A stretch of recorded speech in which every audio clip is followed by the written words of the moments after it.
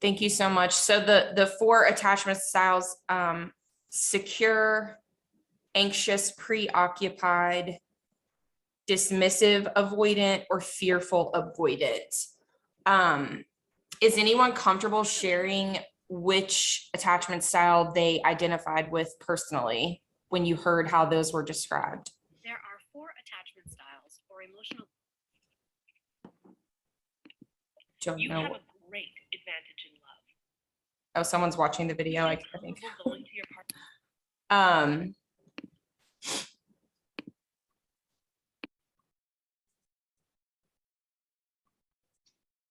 Anyone willing to share which attachment style they identified with and sort of talk through the why behind that so that we could understand the attachment style a little bit better?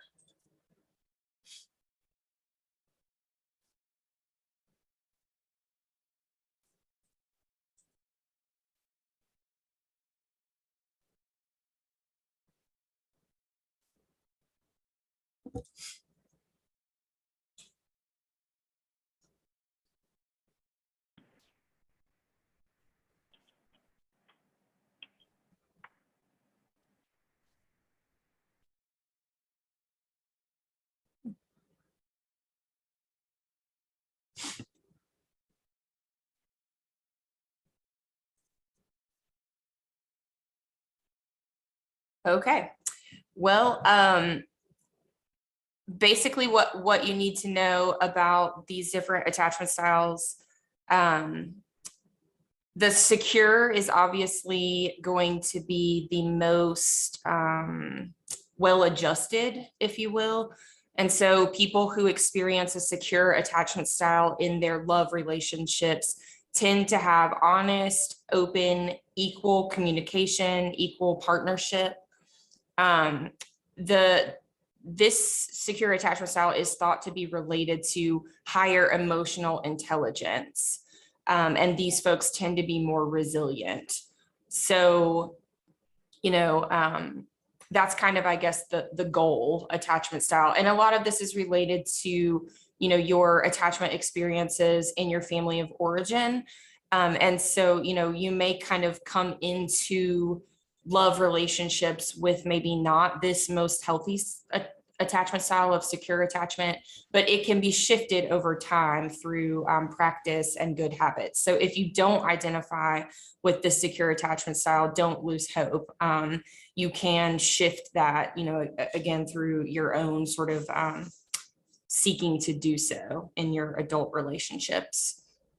And then the anxious, preoccupied, dismissive avoidant, and fearful avoidant, those tend to have some sort of negative connotations. But again, it's not the end all be all. It's just kind of a barometer, if you will, of where you are in your love relationships right now, if you identify with one of those. And I see maybe a question from Scout. Yeah, I was trying to find my notes earlier. I just wanted to say that my attachment style was the anxious preoccupied. And the reason that I kind of identified with that is in the video it was talking about how they often romanticize love. And I think that's a trait that a lot of women tend to have more often than men. But I found in that many relationships and stuff, that's the main that's what keeps me going throughout the relationship is I'm like, oh my gosh, this is so great, and romanticizing it. So that's the one that I identified with. Yes, so sort of almost like living in a fantasy versus sometimes confronting the reality of the relationship. And that theme kind of came out a lot in our discussion, especially about, love at first sight, love as random, love as destiny, those ideas that we were talking about in the reading on those myths, because the reality is kind of like, as you're pointing out, love's not easy, love's not perfect. Those type of relationships do take work, and they're not always sunshine and roses, right? And sometimes the work is in confronting what are the issues, where are we lacking in communication, those kind of things. And that's what helps you move towards a more secure attachment, because you work through those issues together with your partner. Anyone else have any ideas on this topic that they would like to share?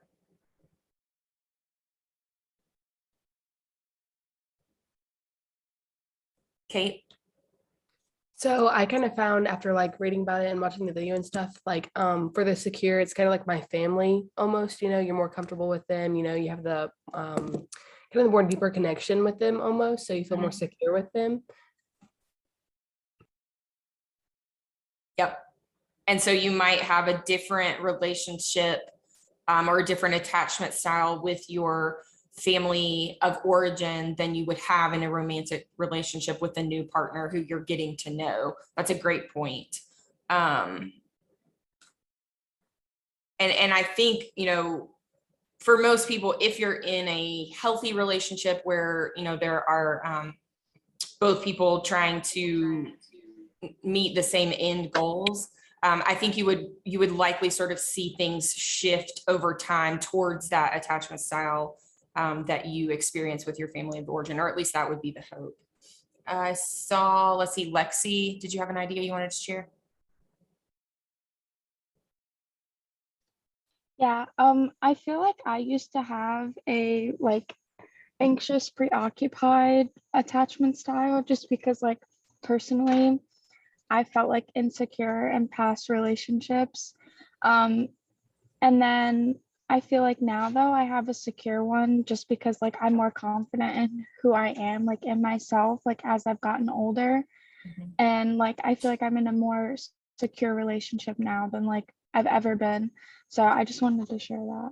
Yeah, thank you for that. And I think that's, you know, another great way to sort of think about how these attachment styles might shift over time is that as we change and grow, you know, we become different in our relationships. And that relates to how we are in relationship with ourselves.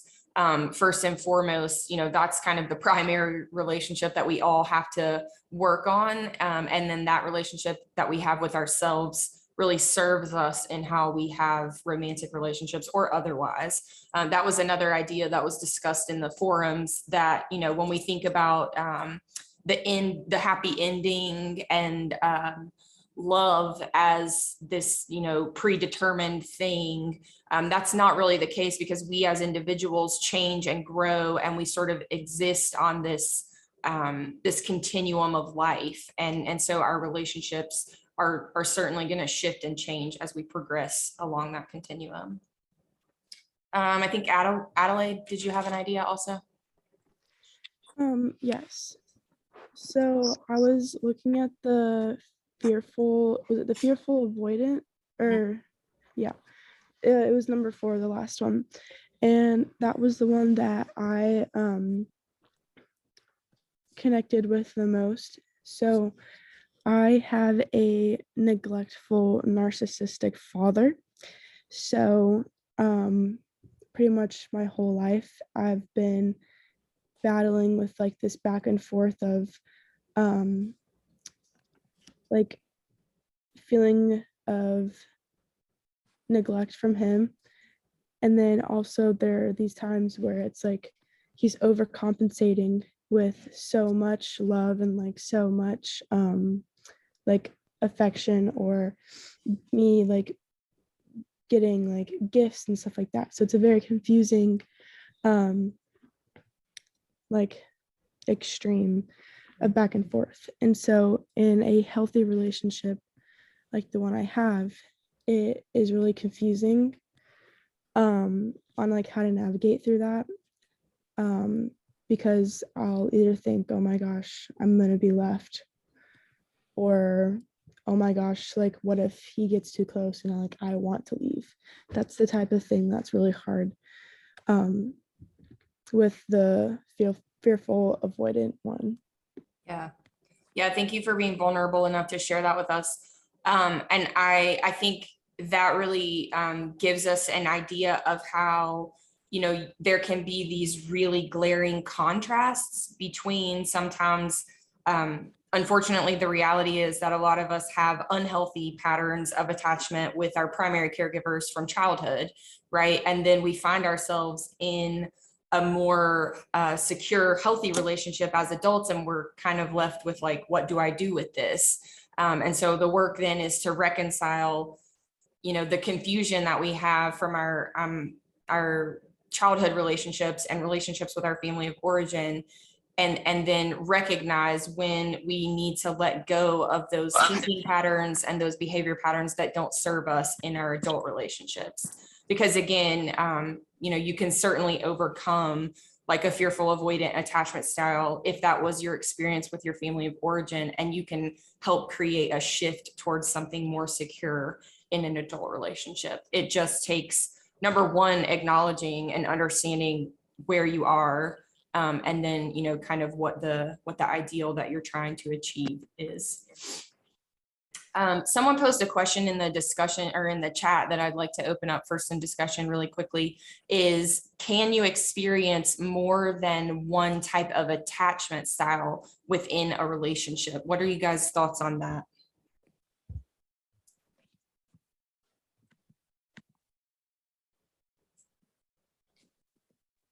Can you experience, sorry, go ahead. Personally, I think that you can, because like as you're growing up and changing, like it doesn't just happen like immediately. Like when you're like finding yourself, like it kind of is a shift over time. So I feel like it's okay to have like, or it's normal to have more than one attachment style, because like you're still developing and still working your way through one. Like it's okay to still have traits from the other one as you're moving into like a different type of attachment style. Yeah, so I think especially if we're thinking about a relationship that persists over years, over a long period of time, then yes, it would probably be common to start out with something that's a little bit less secure, and then shift, as you're saying, towards something a little bit more secure. As, sorry, I was getting a message from a student. As the relationship grows and develops, and as the individuals in the relationship grow and develop. Melanie, did you have ideas related to this? Yeah, I found myself like relating to like two different types, which was like the submissive one and the fearful avoidance. Because like, especially with the fearful one, I do get overwhelmed by my own emotions. But when people get too close, instead of like hurting them, I just like turn right off. So I just felt like it's more like a spectrum or like a range instead of like boxes. Yeah, yep. Yeah, and I think that's a great point that really sort of speaks to a lot of the things and the ideas that we're going to be talking about in this course, is that I think I said this on our first call, but we don't live in the black and white where you just check the box and that's where you land. We live in the gray area where, it's usually going to resonate with a lot of people to kind of take different components of these things that we're discussing and think about how, the spectrum, as you say, kind of applies to you, because we're not necessarily situated just in one attachment style, but it's kind of a fluid thing that again can change, over time in a relationship, or can change just in terms of how you respond to different stimuli, different experiences, that type of thing. I think I saw one more hand from Kate. Yeah, so it's pretty much just adding on to like what Melanie said, as we grow up, we change about how we feel about things, how we feel about people, and like going through like, some traumatic events and stuff can also change like how you are towards people, how that reflects on you.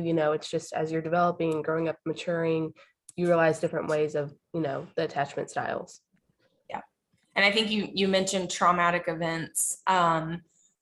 That's, one of those things that can really kind of make or break this. So I think we're all going to experience challenges, unfortunate, realities of being in a relationship with other people. And it's really how we respond to those events and those circumstances that determine, where we land with all of this. And so again, I think the main piece that I want you to take away is that understanding these attachment styles and then acknowledging kind of what your experience right now in relationship is, can help you recognize and think about, what's the work that needs to be done to get you to a healthier place, if that's the case for you. So thank you guys so much for your discussion around this topic, and for your online participation. I got a lot out of watching your Flipgrids and reading your thoughts that you got down for me in the forum discussion. So I want to shift gears now to thinking about some conversation related to gender and diversity, which was chapter 3 that you should have read in your text. We're going to get into breakout rooms for the next little bit. I'll probably give you about 20 minutes. And I have a PowerPoint posted to the course page, excuse me, to guide your discussion while you're in the rooms. It's called Gender Discussion. It's pretty basic. And I just like made it visible as the call started. So if you were already on the course page, you may need to refresh so that you could see that, but it should be listed at the top of topic 3. So again, if you'll open up the PowerPoint called Gender Discussion, and it's going to give you the talking points that I want you to work through in small groups. And then when we come back together, I'm going to have you guys present these concepts so that I'm not just talking at you, but I would say that it's a good idea to make notes of this stuff while you're talking through it in your small group, or when we come back in the large group, so that you have all of these concepts defined and that you kind of understand the comparison contrast type of ideas that are presented in the discussions as well. I don't know, we have 50 people. I'm gonna create 10 rooms and those are being created now. So there will be about 5 of you in every group. And I will pop in and out just to sort of gauge the discussion and the time frame needed and such, but definitely give yourselves till about 10.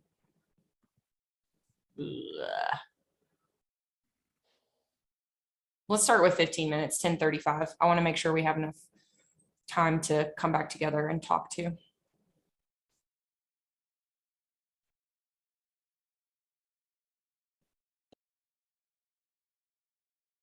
I'm just giving people another minute to get back into the large group. And I recognize that you may not have gotten all the way through, but I think most everyone was kind of at that agents of social change at least.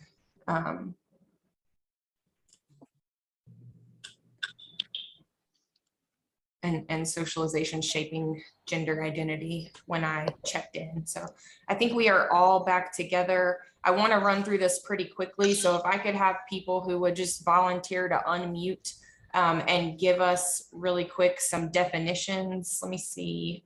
I don't think I need to share my screen. Let's just talk. You guys have it up in front of you, or you just did at least. So someone give us the definition for sex. I said the biological distinction between female and males. And that includes, and we'll talk about this probably in the next slide, chromosomes, gonads, hormones, internal and external sex organs, right? What about gender? I didn't base my answering off of like the textbook, Sure. but I put what someone identifies and feels that they fit regardless of their reproductive organs. Yep. So separate from sex, and really what the kind of the key term I think from the text that you need to understand is that gender is viewed as a social construct that refers to the way that a person identifies as either male or female, or something in between or outside of, right? So some concepts that come out of our discussion around gender are the gender binary, which is the popular dichotomy that I just mentioned as male or female. And then the non-binary, gender non-binary, suggests that gender might be viewed along a continuum or a spectrum of femininity and masculinity. So those are some important concepts to kind of pull out of the reading if you haven't already done so. What about gender role? Can someone give us a definition for gender role? So I'm just reading it straight out the textbook. You know, it's social norms, you know, that people put based on each gender. You know, females, they do like housework, stay at home. Males, they go out and have a job and bring money home for the wife. Yep, and those are what you just described, gender roles, those functions or responsibilities of, you know, man and woman in relationship. And then gender role ideology is kind of a broader term that encompasses what you just described, that's a social idea about how the man in the relationship or the husband should perform and how the wife should perform. That's what we call gender role ideology, is that thinking. And so for the next time that our class would meet on Thursday, there's an activity online related to gender role ideology. And so I just want to make sure that I mention that that's kind of the socialized way of thinking about these different gender roles. That's what I'm talking about there. And that was the next definition, beliefs about those that we as a society hold.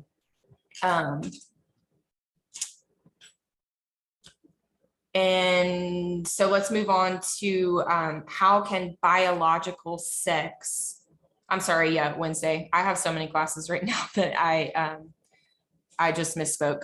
Yep, we would meet Mondays and Wednesdays. Sorry, guys.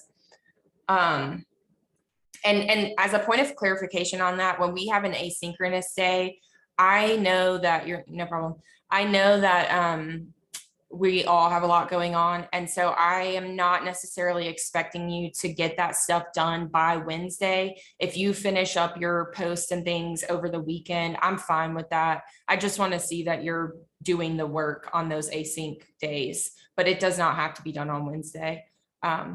So just make a note of that for yourselves. You've got a little bit more flexibility on our off days. Okay, so back to that question. How can biological sex be conceptualized as existing on a continuum or a spectrum?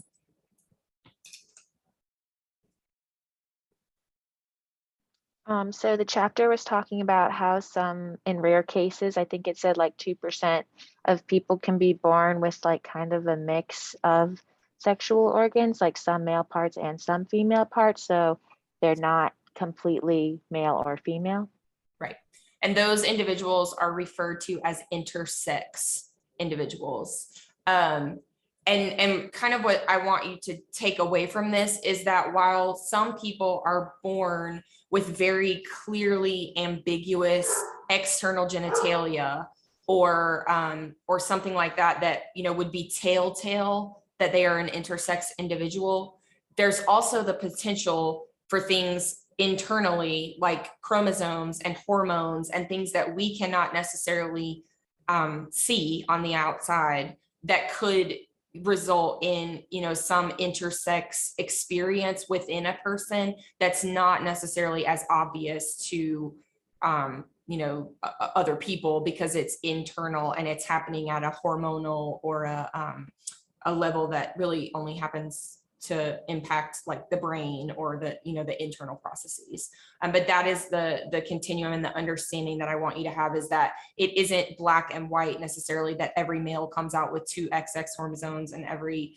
female comes out with an XY. There can be this like exchange or mixing of those things happening internally with individuals as well. I wanted to add that in a previous class that I've taken, we talked about like the intersex individuals that are born with both male and female parts, and that when they're born, the parents sort of need to choose which one they're going to go with. Like, if that makes sense, like if they're going to have their newborn baby undergo surgery and remove the male parts or remove the female parts, and that often it causes problems later for these people in life that they don't fit with the gender that their parents like assign them at birth, and that in their brain they may feel that they are a male and their parents chose to keep their female parts, and or vice versa.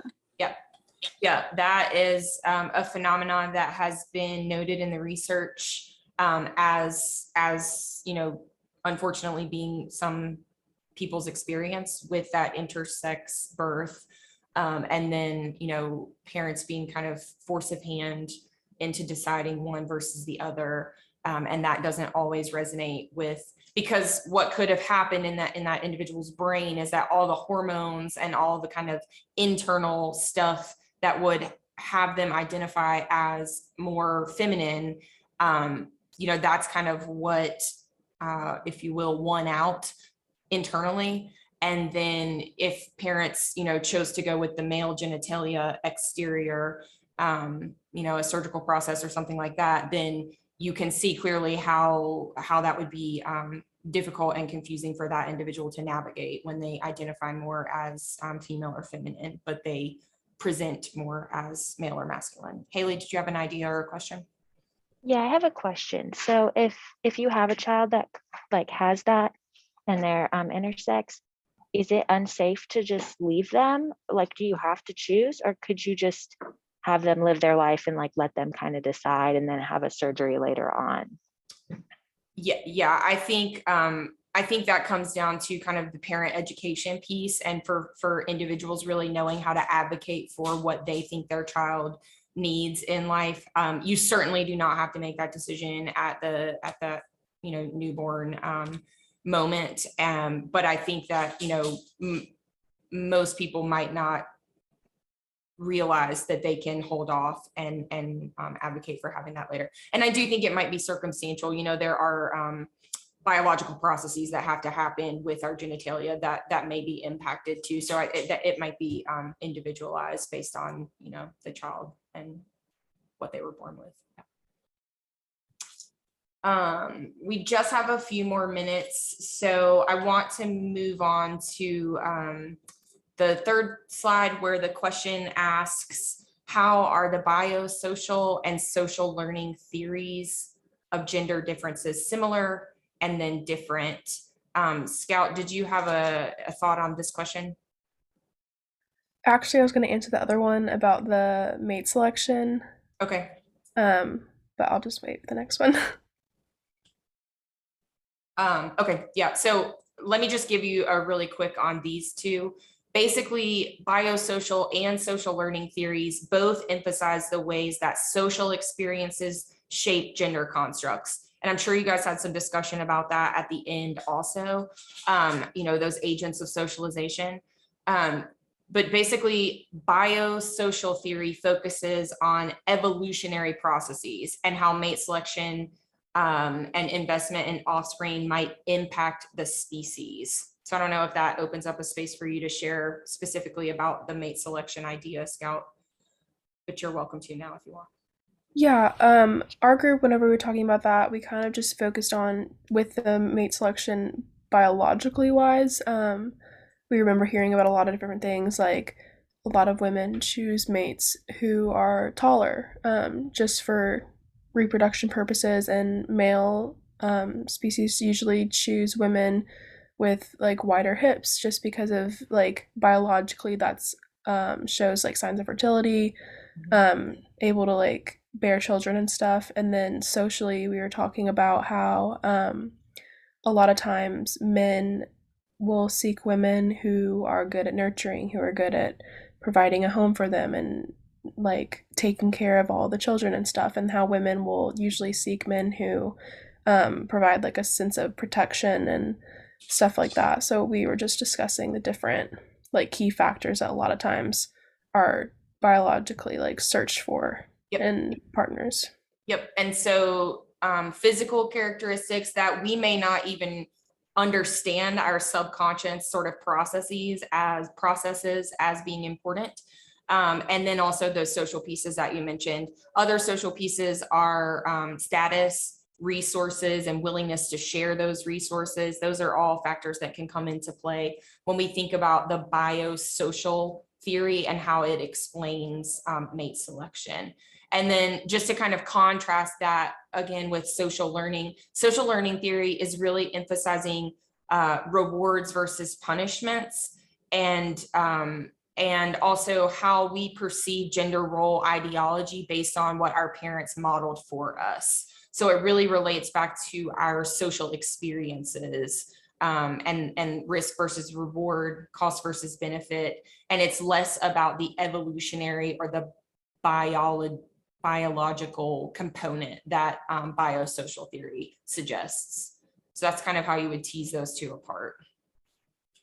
I heard lots of good discussion on the photos, so I'm going to kind of leave you with what you discussed on that, as well as agents of socialization. So if you have specific comments, questions, anything you want clarified from slides 5 through 7, shoot me an email and we can have a conversation that way, or refer back to hopefully the conversations that you had. I did screenshot folks as you were in your breakout rooms, but if you don't mind to go ahead and type your names in the chat just as a backup for attendance, that would be great.